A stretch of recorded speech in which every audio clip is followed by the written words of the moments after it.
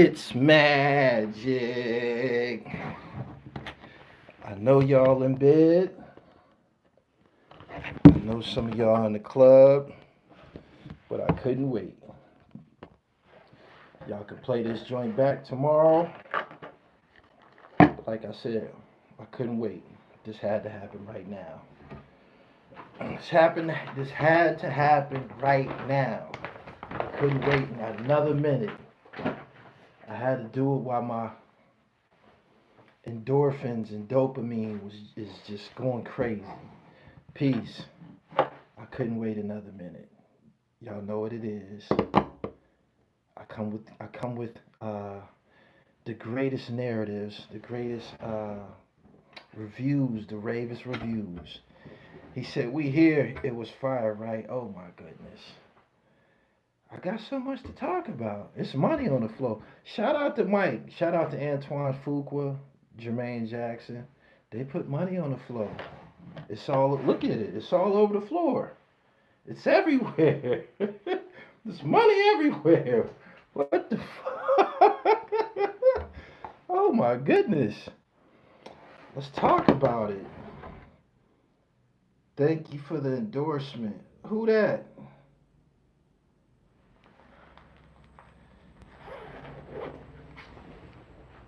Subscribe to the channel. Hit the bell so we can get the notifications. Pop the tag on this. This ain't in the Americas. Hakishi Spirit. This is Japanese. This is Japanese. Subscribe to the channel. People saying the movie wasn't all that. Shit. Niggas just ain't got no goddamn sense, man. Niggas don't know how to act. Niggas don't appreciate anything. Niggas be hating. You can't please niggas. You also can't take just anybody's account of what the fuck is going on. If you want to get an opinion, make sure it's someone with some accreditations. You got it? My man said, I just got back home from seeing it was fire. Man, that shit was dope as hell, man. It's so much that I want to say. I hope that y'all can quiz me and help me through this discussion because, like I said, I'm a little excited right now. I haven't seen any black movies that moved me in so long. I think the last one was Black Panther 1 and 2. I think Black Panther 1 and 2 was the last time that I went to the movies and seen a black film. Oh my goodness. That was just incredible. That was incredible, man. That was just so dope. I'm speechless. I'm speechless. They stopped he said they stopped it in 87. They stopped it in 88. And I was just telling my peoples that I was like, yo, this shit could have went out. Oh, this shit could have went on for another 2 or 3 hours. That shit could have played for another 2 or 3 hours. It could have. And it turned me to a little boy, man. It did. I'm like, damn, I'm 49 years old. I grew through all of that. So I'm an infant. I was born in 1976. I'm an infant during the Motown Jackson 5 era. So I'll be there, ABC, Baby Give Me One More Chance, all of them joints, I'm like in a cradle. I'm I'm I'm still on the titty. I was breastfed. I'm on the titty at the time. But I remember them joints, right? I even remember the Jackson 5 cartoon. Did anybody here? Do y'all remember the Jackson 5 cartoon? Do y'all remember that they had an actual cartoon? They had a cartoon back in the day. They did, and it was good too. I fucked with it, and I'm just sitting there watching this movie, right? And I'm like, this man is by far the greatest black entertainer ever, and that's saying a lot. We had a lot of people put on just a lot of dynamic performers that came out of Motown alone, but Michael Jackson is the number one in a class by himself savant. The thing with this movie was this. It reminded us of exactly who this cat was because the years that he was like, let's say my teenage years and early 20s, he almost was kind of projected to be almost like a weirdo sometimes. His name was constantly in the courts. His name was mixed up with some kids and shit like that. You got that video of him. Remember, he took the baby and put the baby over the banister and shit like that. He just did a lot of wild shit, right? That kind of would it kind of will cloud your judgment or your recollection of who this guy is and shit, right? Um, they didn't show the Wiz. He just did so much they just couldn't put it all in one film. But I will say this: I was a baby, or you know, preschool, kindergarten when Off the Wall was out. I'm pretty sure I was like in preschool or some shit like that. And when they playing them songs in the movie, I'm just singing along, man. I'm like, damn, this the shit. This the shit. This the shit. I'm almost like narrating a movie and shit. Like if you of a certain age, you know what's about to happen. They'll show a scene and like when the truck pulled up, I'm like, that's that damn monkey. Because they showed him, he had a thing for animals. I'm like, that's that monkey Bubbles. I remember when Bubbles first showed up. Michael Jackson used to be taking Bubbles to award shows and shit like that. Like, I'm a kid when this shit is going on. He did so much shit, man. He just did so much shit. I really don't know where to start. This movie is gonna break records. They said it's already broken some records. But we were starved, black people, black America, we were starved for something of this magnitude. Shout out to Antoine Fuqua. I tilt my hat to you.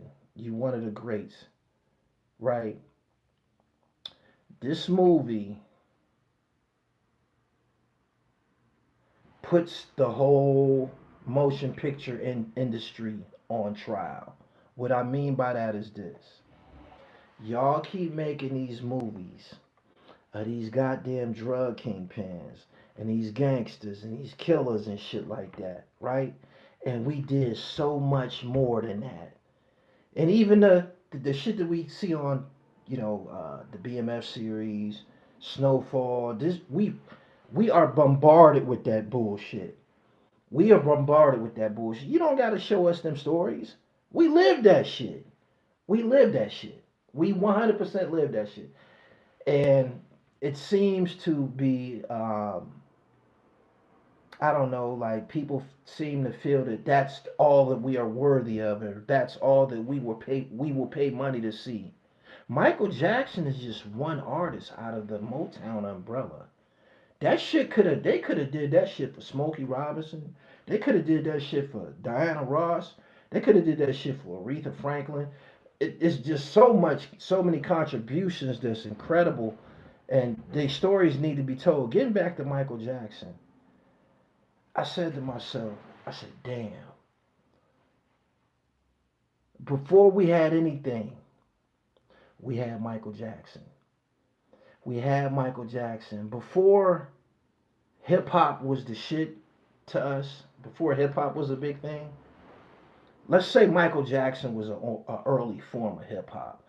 He's not a hip hop artist. He didn't rap, but you got the same type of feeling or the same entertainment value, or it filled your cup in the same manner. Like, this is some cool shit. This is the shit right here, right? And I said to myself, boy, Run DMC, LL Cool J, and all those guys, Dougie Fresh, they came and they stole us away from Mike. They stole. I said they stole us away from Mike.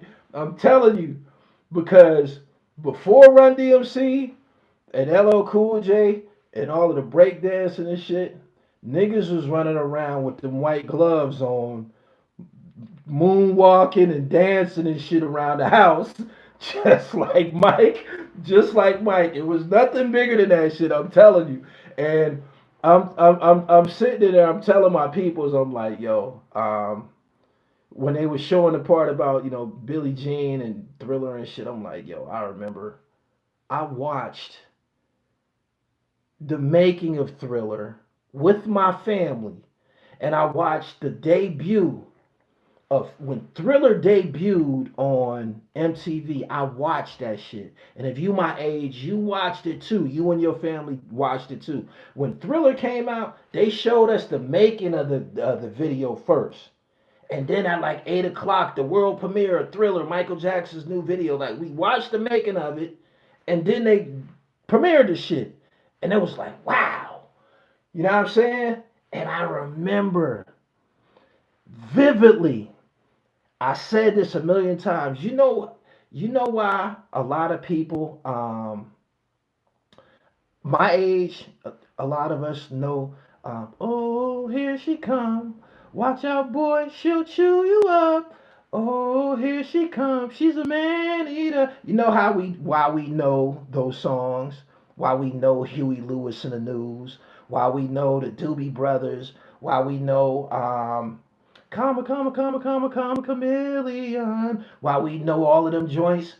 Because we was sitting in front of the TV watching MTV that played no black artists. We was watching that shit all day, just waiting for Thriller to come on.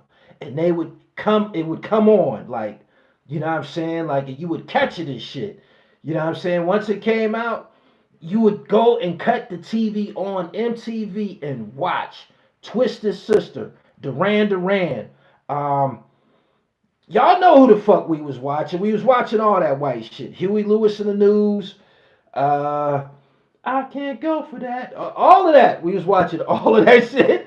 All of that shit. And that's why to this day, if you ever certain age and that shit come on the radio, you be diddy bopping in that shit. Why? Because we grew up on that shit in pursuit of getting the Michael Jackson fix. Boy George, Cyndi Lauper, um, all of them people, because the dude, the record label exec, he named the artist that he threatened MTV with. We gonna pull all of our artists off of MTV if y'all don't play this motherfucking Michael Jackson shit. So again, I remember watching that Thriller shit, man. I remember Billie Jean. It, I could have told this story myself because I watched it. I remember when his hair caught on fire. I remember when he first did the moonwalk. When they showed the part, he did that moonwalk at an award show, and he do and he took the hat off, and then he threw it like that, and then he hit the motherfucking moonwalk. I seen that shit. I seen that shit. I seen that shit when they showed that shit on in the movie. I'm like, I watched that. I watched that as a kid with my family. Back in the day, it wasn't a lot of fucking channels on TV. Cable hadn't become a big thing. And if it was somebody black on TV, your whole family was about watching it and shit. You know what I'm saying? So if them niggas came on American Bandstand, we was watching it. If they came on Dick Clark, we was watching it. If they came on Soul Train, we was watching that shit. You would be with your whole family watching this shit. Like, you know what I'm saying? So I'm watching this shit. I'm like, this nigga he did so much shit. You know what I'm saying? And only thing that they left out, they left just a during this time period is that they didn't show say say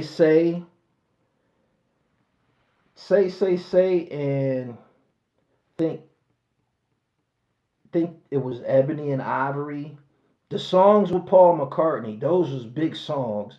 Them was some big fucking songs, but this all like came out in succession and shit. You know what I'm saying? And I'm like, I was waiting on them to play the Paul McCartney shit. You know what I'm saying? I'm like, shit, that's the only thing that they didn't touch. The girl is mine. Yeah, they didn't show those joints. He said him and Paul got beef. He don't got beef with Mike. Mike's deceased. But I'm like, damn, this motherfucker had this shit on smash. There's nobody bigger than him. And I just have to point this part out. And I'm not gonna ruin the movie for those who haven't seen it, but I have to talk about this. They gave this storyline in the movie. They tried to like paint Joe Jackson as being a villain or a bad guy, and I don't agree with it. I don't agree with it at all. Because Joe Jackson was the one that was having them niggas rehearse. He was driving them niggas across the country.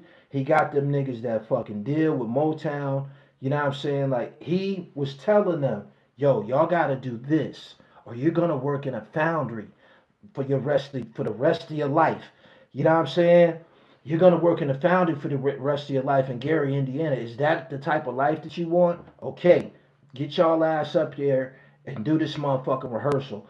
And they tried to make Joe Jackson a villain when he was really a visionary, right? They tried to make him, and I'm sitting here, I'm saying to myself, they cannot slander this man's name or legacy because he he willed his family into success, and he kept saying this to Mike while the movie was going on, like, I need you to do something with your brothers. Ain't nothing more important than family. You gonna leave your brothers behind? Because Mike was the vocalist. He was the clear cut star. But the Jackson Five was a band. Like, other people was helping. Other people did vocals too. And as far as the family tree, Michael Jackson wasn't the only one successful. Shout out to Joe Jackson and Katherine Jackson.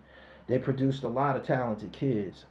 Rebe Jackson was the oldest daughter. I think she was the oldest child. Rebe Jackson had a dope ass song called Centipede. That was a hit record. Fire, right? Jermaine Jackson was a good solo artist. He had a few hits on his own in the 80s and maybe all the way up to the 90s. Jermaine, you know what I'm saying? Fire. While all of this is going on, while this movie is going on, and they showing you how this shit was unfolding in chronological order, I said to my Centipede was fire as a motherfucker. I said to myself, damn, why they trying to project this man as like he was like a villain or he's not responsible for this, while all of this music shit is going on, Janet Jackson was an actor. Janet Jackson, while this shit was going on, Janet Jackson was Penny on Good Times. Janet Jackson was Penny on Good Times. I'm like, man, shout out to Joe Jackson. He put that shit together, man. Like, he put that shit together. And I know that, Mike probably had aspirations to be a solo artist, and people probably told him, yo, you need to be by yourself and be a solo artist. I was against the whole idea of him leaving his brothers, and I'm glad that he actually went back and did that victory tour with them so they can get situated. And to keep it real, as he progressed through the business and became who he was, a major icon, one of a kind icon, if there was any opportunities open where he could have made his brothers, one of his brother, a guitar player, a bass player, a drummer, anything, that's what he was supposed to do because they started out together. And not only that, them was his older. A lot of them niggas was his older brothers. I think Mike was like one of the younger ones and shit. So them niggas was like his older brothers and shit like. And I know they taught him things. I know they protected him and shit like that. So, and when you young and you got an older brother, you tend to look up to your older brother. Your older brother be the first cool nigga that you know and shit like that. So, the whole idea of them projecting Joe Jackson as like he was a villain or a bully or almost like a predator or a parasite, that wasn't cool. I didn't think that was cool. He probably was on their ass, but look at the finished product. The movie was flawless. It ended at I'm Bad, which came out in 1988. 1988 is remembered as one of the golden years of hip hop. 1988, and the movie ended right there. I'm saying to myself, man, that this shit could have went on for another 3 hours. He continued to put out hits. He continued to put out hits. He continued to put out hits. I'm like, nobody did it on that level. Now let's talk about his nephew who played Michael Jackson in this movie. That boy killed that role. That boy killed that fucking role, yo. He killed that role. In order for him to execute this role, he had to grow up dancing and trying to imitate his uncle the whole time. There's no way that no rehearsal ended in that type of performance. He didn't rehearse for that. He been doing that shit. He had to grow up like since a little boy imitating his uncle, or looking at his uncle on TV and trying to dance and perform like his uncle, because that shit was too authentic. You know what I'm saying?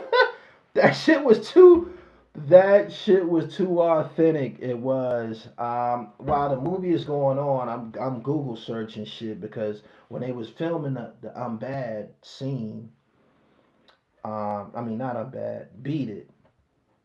I guess some of those guys was real gang members in the movie and shit like that. But I was saying to myself, Michael Peters. Shout out to Jason Weaver, who played my man Jason Weaver. I interviewed him here on Gully TV, and he spoke about this. He played Michael Jackson in the VH1 movie, and he said he actually met Michael Peters. Michael Peters, if you look at the video Beat It, there's a guy standing directly next to Mike dancing. He dancing and doing the shit with Mike. He doing the shit right next to Mike. He's light skinned. I think he had on glasses, shades. His name is Michael Peters. That was the actual dance choreographer who choreographed that fucking video. And I looked his name. Like I said, Jason Weaver said that. Yeah, he had on a white outfit. I'm like, Jason Weaver said that this dude's name was Michael something. So I started Googling and it popped up. Michael Peters. Rest in peace to Michael Peters. He passed away in 1994. I'm hearing that Bubbles is still living. I'm serious. I'm serious. I heard that Bubbles is still living. I heard that Bubbles is in Florida somewhere. And Bubbles is 43 years old. Hey, yo. Bubbles is still living. He's 43 years old. He's living in Florida somewhere. But I had to get on here right now. I couldn't wait till the morning. I couldn't wait. And I'm going to get on my podcast and talk about this. I couldn't wait another minute, man. I came out of there smiling ear to ear. That movie turned me into a child. It turned me into a child. I'm like, damn. This is life before crack cocaine. This is life before crack came and, wreaked havoc on black communities and shit. I'm like, damn. When they performing as the Jackson 5, they showing the audience and how black people was dressed and shit like that. And I just remember my aunts looking like that. I remember the clothes. I remember them big hats. Black men was wearing Apple Jacks. Black people always been fashionable. They hit that to a T when they was depicting the Jackson 5 in the 70s. The clothing, the bell bottoms, all that shit. Like, I was a baby, but I remember that shit, and I got pictures of that shit. And I'm like, damn, this is what life was like before crack. Before crack, people wasn't on no gangster shit. Like, that wasn't a thing. You know what I'm saying? It wasn't a thing. Like, people wanted to be like Mike. People wanted to be like Mike. I don't care who you was. So many niggas is gonna go see that movie and come out of there smiling ear to ear, just like me, because it's gonna take your ass and put your ass in a time capsule. You know what I'm saying? It's gonna put your ass in a time capsule. It's gonna have you saying, "Damn, this is what." I remember that video. I remember that moonwalk. I remember when he did that shit for the very, very first time. They're gonna make so much money. They blessed. Shout out to the Jacksons. They're gonna make so much money. And I'm gonna tell you why. Soon as we left out the theater, guess what we put on Pandora? Guess what we put on you? We don't stop till you get enough. we straight up. We listening to Mike Jackson. I'm like, I'm like, God damn. His streams, wherever his music is at, wherever his music is, he said the Jackson Estate is eating. Oh my God. Wherever the music is at, whoever owned, like, it's up probably for the next couple years. A thing that the movie also, it just put this on display.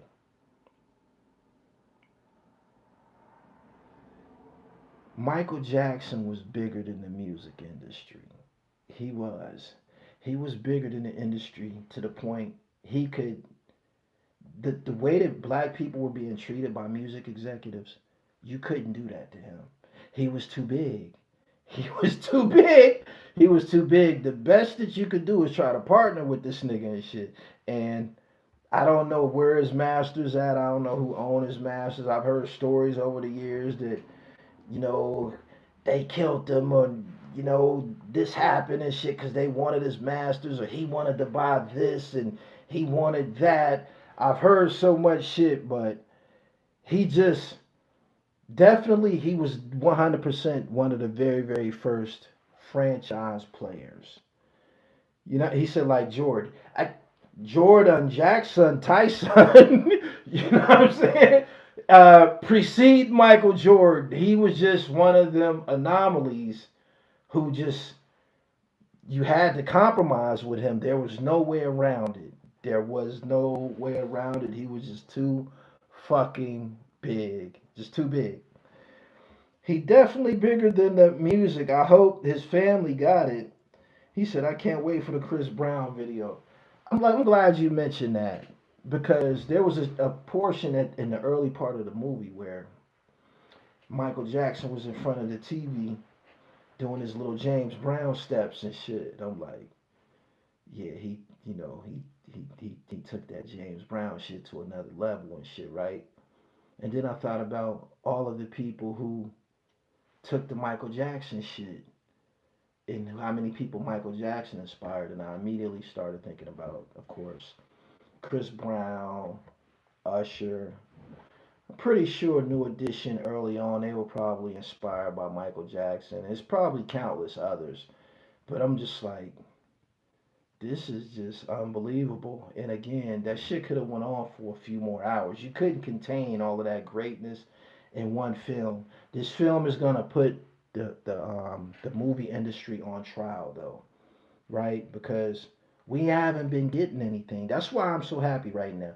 I grew up in the era of Booty Call, Sunset Park, Harlem Nights.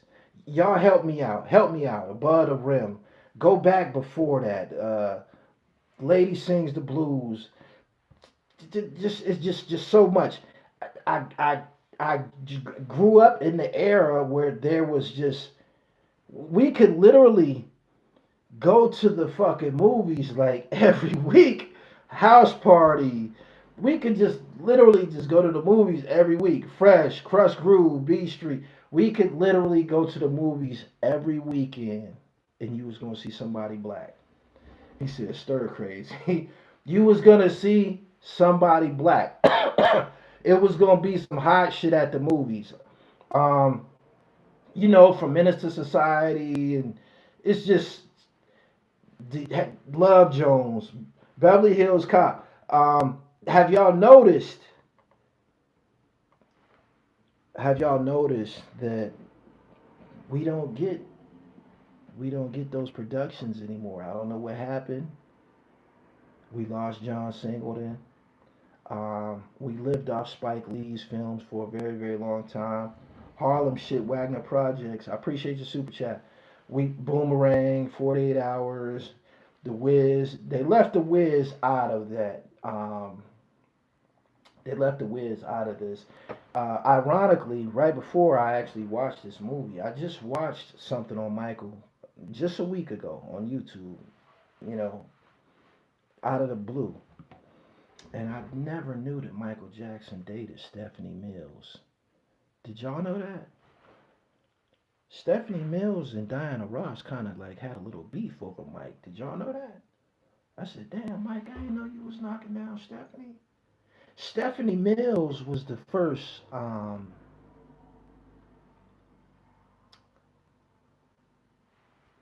Dorothy. Stephanie Mills was the first Dorothy. Before The Wiz, before they made the movie The Wiz, it was like a Broadway thing. They used to do it live and shit like that. And Stephanie Mills was Dorothy. You know what I'm saying? And somewhere in the mix, maybe when Mike got on Motown and shit like that, and Diana Ross started getting a little closer to him and shit like that, she probably put that thing on him. But I know that during the time that The Wiz was going on, according to this piece I watched the other day, during the time that The Wiz was going on, Stephanie Mills was actually in Mike's trailer while Mike was shooting his scenes and shit like that. Stephanie Mills was actually spending nights with him in his trailer and shit like that. I'm like, damn. So Mike was knocking down Stephanie Mills' chocolate ass.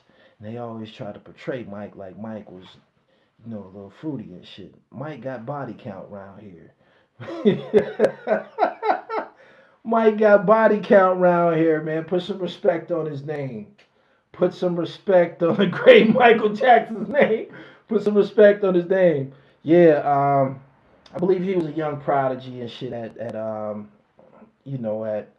Motown and shit. And Diana Ross was who she was, so she wanted a piece of the franchise player. So I believe that song "Dirty Diana" by Michael Jackson, that probably was about or had some correlation to Diana Ross, but that Diana Ross shit was known. We knew that. I just didn't know that he was fucking with Stephanie Mills like that. I didn't know it. He said that was all image. Mike was a sniper.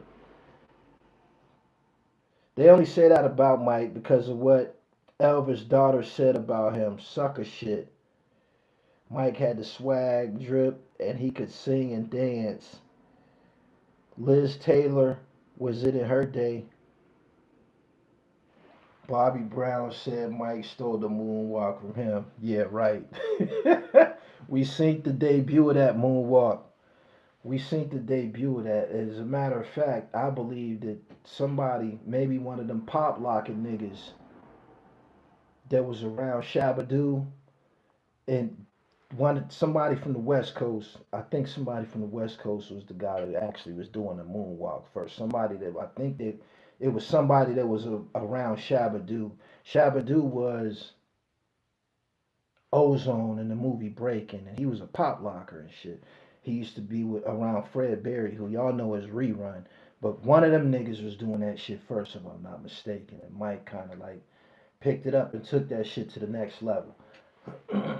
He said, yeah, it was a break dance to the top mic that. He said Jeffrey Daniels. Shabba-Doo, an old boy from Shalimar. The moonwalk started in the 40s. He said, old boy from Shalimar. It was called the backslide. Mike named it the moonwalk. Okay. This movie is going to break records, y'all. I would like to see it again. They gonna pimp that movie all types of ways. They should keep that shit in the fucking theaters, man, to the summer, to like July. Keep that shit in the theaters to like July. Do not let that shit make it to the Fire Stick. Don't let nobody pirate that shit. Let them niggas, Antoine Fuqua, get all of his money. Let them niggas. I'm pretty sure they didn't already recouped. The reenactment of Thriller. People all but stood up in the theater and start dancing to that when niggas was doing that shit. When niggas was doing that shit, motherfuckers was in the theater doing that shit. Straight up. That Thriller shit was something else, man. That took the cake. When the Thriller part of this movie took the cake. You know why? Cause we all watched that shit. We all watched that shit, man. We all watched that shit. I'm serious. They had the making of it on MTV. They had the release of that shit on MTV, and they played that shit like maybe like once or twice on the hour or something like that. And black people was glued to that fucking MTV watching that shit.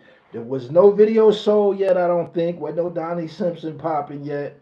It was no other way of seeing this music video besides MTV. MTV. But out of everything that happened in that movie, that thriller scene is gonna connect. That thriller scene is gonna connect with black people the most because this is like, I won't say it's during the prime breakdancing era, but breaking was a big thing. Breaking might have been starting to take off during this period, like really, really starting to take off. I don't know if Thriller came out before B Street or where. I don't know, but I know that them fucking zombies and shit. They was killing that shit. I'm like, man, I remember this video. Nothing in life meant more than this video. Nothing in life meant more than Thriller at a point in time. I swear to God. I swear to God. Nothing. That shit would stop everything. No matter what was going on. When that shit came up, motherfuckers was glued to the fucking TV. For real. And in closing, because I ain't going to be here all night. I got some other shit to do. Um, I know as dear as Michael Jackson is to black people, his reverence is gonna go up a few more notches because, like I said, as he was passing away, there were some things that was going on in the media that kind of like fucked with his image a little bit. One of them was him hanging that baby over the balcony. Some of the lawsuits, he was always fucking with kids. They did nothing to make him look bad. They spoke about, well, they showed the nose surgery. They showed that and his little bout with the skin shit. And I'm gonna just leave that right there. I believe that I believe black people, or most of our perception was that the nigga started bleaching his skin. It like he wanted to be white or some shit.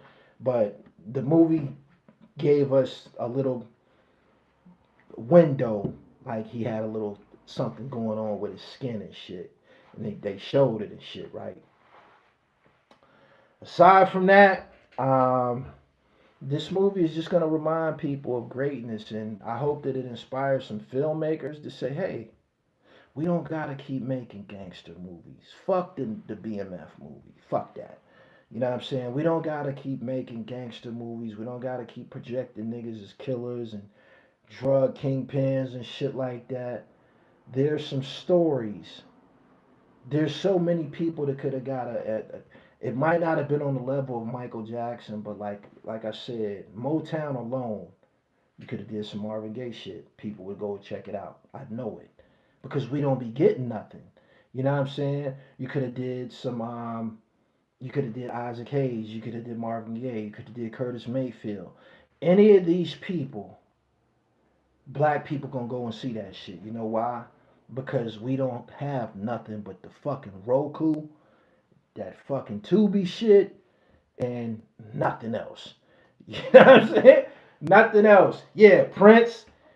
They could have did Prince, but that, Prince would be a good one. He'd definitely be a good one. And it's funny that y'all said Prince because Mike mentioned Prince's name in the movie. He did. He just gave you a little hint.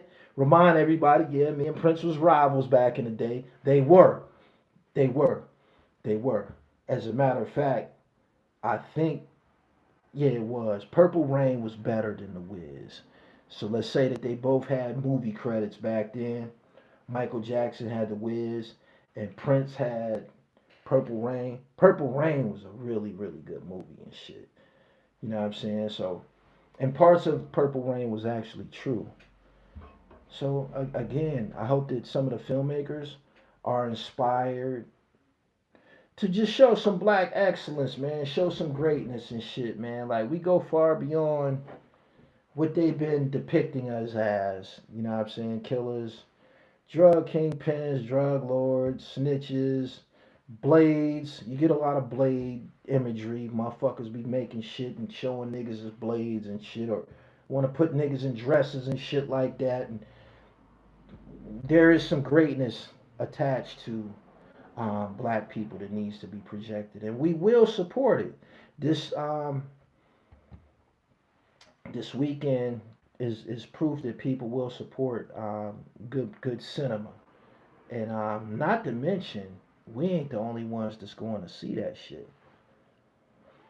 White people love Mike too. They going to see. It was plenty white people up in there too. You know what else it was? It was old people in there too. It was people of all ages and shit. It was some young motherfuckers in front of us who was annoying me and shit. Like they was singing and stop acting like y'all know Mike music like that. You young motherfuckers don't know these songs. I don't know these motherfucking songs. Y'all too motherfucking young. Y'all up in here getting all rowdy whenever the music and shit come on. They want to start singing and dancing and shit. Man, sit your motherfucking ass down and watch the motherfucking movie. Young motherfuckers don't know these jams like that. Straight up. Cause like I said, I was a baby. When Off the Wall came out, I was like in preschool or some shit like that. Them songs reminded me of something. It reminded me of family reunions. It reminded me of Thanksgiving. It reminded me of Christmas before there was a Run DMC, before there was a LL Cool J, before rap even mattered.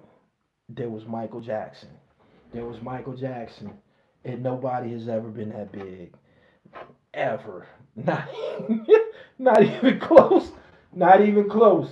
Straight up. So sometimes you tend to forget, you know what I'm saying, because it was a long time ago. I'm 49. This shit was going on when I was 5, 6, and shit like that. So if you haven't seen it already, make sure, he said this for the old heads. Make sure you go see this shit, yo. I'm probably gonna spin the block and see it again. That shit was just so dope, man. I haven't smiled like that, man. I just felt so proud to be black. I'm like, God damn. Sometimes you forget. Sometimes you forget. He said the king of pop. He can wear all kind of titles, man. King of pop soul, king of urban music, king of dancing. Like he could. He's just a record breaker. He just in a class by himself. But I'm gonna get up off of here, man. I appreciate y'all for coming through. He said I saw him live. You truly blessed. Dude that played Quincy did his thing too. Yeah, they had the Quincy Jones, somebody who acted as Quincy Jones in there. Quincy Jones played a big part in Michael Jackson's story, and I'm glad that there's no. You could tell that the people who made this cared about him, his legacy, and how he was depicted in this movie because there's no holes in this story. It was no nothing that someone could attack. There was no room. There was nothing, nothing. He was just a savant. They made a point of showing that he was a kid who didn't have a childhood. As soon as he got him some money, he started going and buying wild animals and shit, toys, Neverland. You know what I'm saying? Because his father had those guys rehearsing and he was prepping them for greatness, prepping them to be stars. So I ain't gonna say no more on it. I don't want to ruin it for those who haven't seen it yet. But tomorrow's Sunday. Go catch the matinee, or catch it in prime time.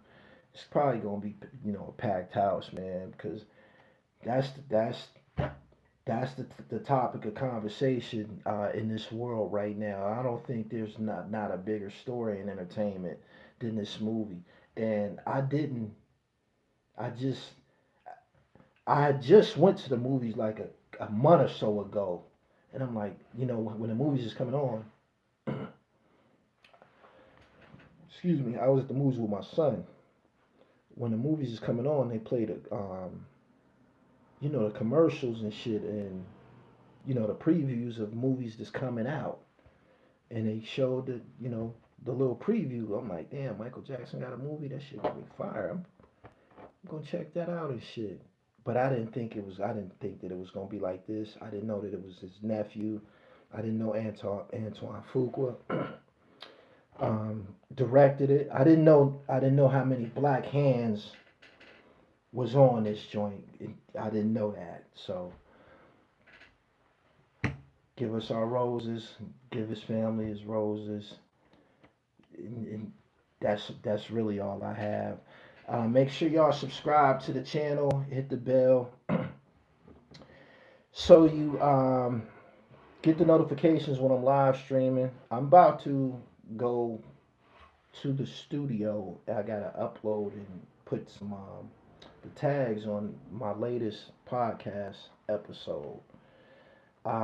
People been asking why I haven't been, live streaming as much. It's because I be in this motherfucking studio a lot, fucking with this podcast shit. So I know you hear that term all the time: podcast, podcast, podcast. Everybody's not podcasting. When you come to YouTube, you see visuals. Podcast is audios. You want to hear my shit, especially my new shit. I got a co-host now, Age. Shout out to Age Escobar, um, Gully TV, the Dribble Podcast.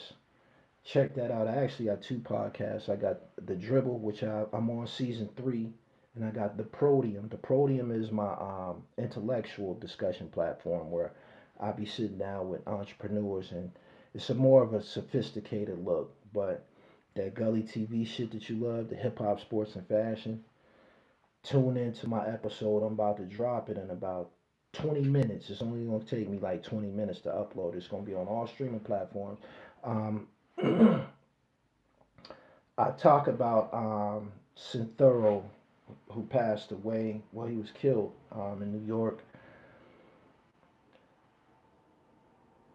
by a 16-year-old who, if I want to use, European terminology, he was killed by his stepson, who was smoking weed in the house, and I believe his mother was pregnant, told him, yo, put the weed out. I don't want my baby. She pregnant. I don't want to get no secondhand smoke that can affect my pregnancy. And Shorty, the 16-year-old, maybe he bucked at her or said something, slick to his mom, and Synthuro interjected, and Shorty killed him. And I have been talking about interacting with kids that, when you dating these broads and shit, if they got teenage sons, I've been telling niggas, you got to be aware of them niggas. And that's part of the discussion. And I also went into the Lil Wayne and Eminem thing, the whole greatest of all time shit. Y'all gonna love that shit. But I just, in closing, I just want to say, I didn't issue no disrespect to Synthuro. I was just giving my take on that scenario because I've spoken to you guys on this platform about the teenage boys, and I've had issues with my teenage sons and shit like that. And them niggas got guns. If you got a 16-year-old who's smoking weed in his mama's house to the point she got to tell him, yo, put that out. Don't you know this nigga got a gun? Don't you know this motherfucker got a gun? If he's 16 and he's smoking weed in the crib with his mother, don't you know this motherfucker got a gun? A plus B equals C. Like, if he's 16 and he's smoking weed in the crib, he probably pumping already. He probably already hustling. You know what I'm saying? He probably already hustling, and he probably got a gun. And if he don't, his homies got guns. But make a long story short, they had they passed words or whatever. He went in his bedroom and got the gun and came back and popped dude and killed him and shit. So I gave my take on that shit, man. I've been telling people about, you got to be careful. Like, this ain't, especially when the biological sons on some gun shit. You got to be careful of your biological kids. A child that ain't yours, a boy that ain't yours, you can't be telling them niggas what to do and shit like that. Um, his mother was supposed to tell dude, yo, don't say nothing to my son. That's my son. I got him. Don't say nothing to him. That's how that probably should have went. But once you get to passing words back and forth with a boy that ain't yours, he's looking at you like, nigga, you ain't my daddy, man. What the fuck do you think you talking to? You know what I'm saying? He gonna deal with you like this is a society where this is a society where a lot of older black males might be half stepping. They might be drunks or drug addicts. So young niggas ain't respecting no older niggas like that. Period. Just off GP. It ain't like that. It ain't like that. You know what I'm saying? Young niggas, especially in the street, is sending older niggas to the store and shit like that. Go get us a sandwich. Go get us some blunts and shit like that. So there's no respect factor there. If you think you're gonna say something to one of these niggas, you probably gonna get the same thing that homeboy got. But I spoke about this on my podcast, Gully TV presents the Dribble podcast. Go tune into that. It'll be up in like 20 minutes. Truck drivers. It's an hour and some change long. It's one of my. I've been going longer lately. Make sure you tune in. And then I went off into the Lil Wayne greatest of all time shit. That was something that needed to be discussed. But just check it out. OGs getting bodied by these young cats. These kids have no control and respect. When we were smoking weed at 16, we were just smoking. Now it comes with a whole lot of shit. Influences from teenage killers. The music, the shiesty mask is so different and now a lot easier to get guns. On Baby Boy, Sweet Pea asked Jody if he wanted him to pop Melvin. Even though it's a movie, that shit real. Yeah, I actually referenced Baby Boy during my diatribe. I said the way that shit happened to Baby Boy, he put that nigga in the full Nelson. He would have got shot that day in real life. You know what I'm saying? Matter of fact, most niggas know not to put no young nigga in the full Nelson. Most niggas know that, but some niggas who want to try that TV shit, you know what I'm saying? Niggas who want to try that TV shit, you can get a full clip. You know what I'm saying? You want to act out a movie, I can give you a clip. Straight up. Anyway, subscribe to the channel, hit the bell so you get the notifications. Follow me on IG at I am gullytv _ Fuck with my podcast shit, man, because I'm about to put more emphasis on that. If I'm not interviewing nobody, I came to the conclusion nobody's getting rich on YouTube no more. That shit's dead. Like once everybody is on it, the millionaire shit or the that's dead, and it's about to come to an end soon. So I got to pivot a little bit. Y'all still gonna get content. I'm still gonna live stream, but I'm gonna put more emphasis on the audio. And I'm putting on great shows, so make sure you tune in. I'm out of here, man. Y'all have a great night. I'm about to go to the studio and upload this motherfucking episode. Peace.